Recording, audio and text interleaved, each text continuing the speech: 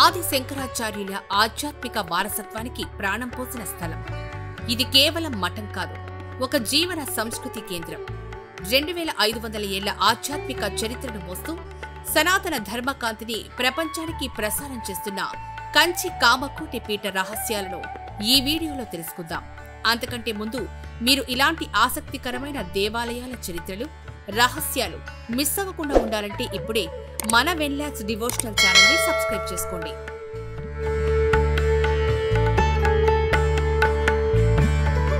కంచి కామకోటి పీఠం ఇది కేవలం ఒక మఠం కాదు, సనాతన ధర్మ ఆధార స్తంభం.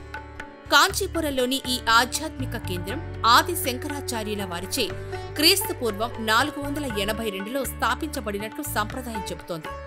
అద్వైత వేదాంతాన్ని ప్రసారం చేస్తూ వేద ధర్మాన్ని కాపాడుతూ 70 మంది శంకరాచార్యుల అవిచ్ఛిన్న గురు పరంపరతో ఈ పీఠం అద్వితీయంగా నిలుస్తోంది. కామాక్షి అమ్మవారి ఆలయం సమీపంలో ఉన్న ఈ పీఠం శంకరాచార్యుల వారి సమాధి స్థలంగా కూడా ప్రసిద్ధి చెందింది. ఇక్కడి గంభీర వాతావరణం భక్తులకు శాంతిని, స్ఫూర్తిని అందిస్తుంది.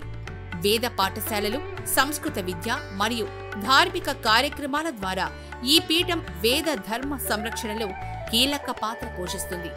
యువతకు సందేశాలు, దేశభక్తి, గురుభక్తి వంటి అంశాలపై ఇక్కడి ఆచార్యుల ప్రవచనాలు ప్రేరణాత్మకం.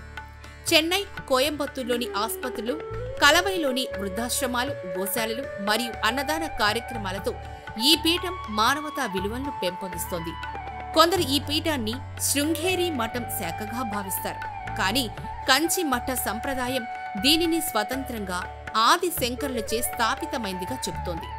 ఈ రహస్యమైన చరిత్ర ఈ పీఠానికి మరింత ఆకర్షణను జోడిస్తుంది. శంకరాచార్యుల వారు దేశవ్యాప్తంగా మఠాలను స్థాపించి వేద ధర్మాన్ని పునరుద్ధరించారు. కంచి కామకోటి పీఠమైన ఆధ్యాత్మిక వారసత్వాన్ని ఈ రోజుకి కూడా కొనసాగిస్తోంది. ఈ పీఠం పంచభూత స్థలాలలో భూమిని సూచించే కాంచీపురంలో ఉండడం విశేషం.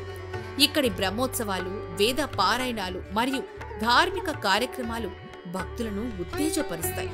కంచిపీఠం సందర్శన మీ ఆత్మను శాంతితో నింపే ఆధ్యాత్మిక అనుభవం.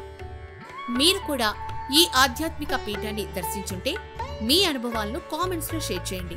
అలాగే మీకు ఈ వీడియో నచ్చితే లైక్ చేయండి, షేర్ చేయండి. ఇలాంటి మరిన్ని ఆధ్యాత్మిక పురాతన ఆలయాల చరిత్రలు మరియు ఆసక్తికరమైన విషయాల గురించి తెలుసుకోవడానికి మన వెన్లాక్స్ డివోషనల్ ఛానల్ ని సబ్స్క్రైబ్ చేసుకోండి.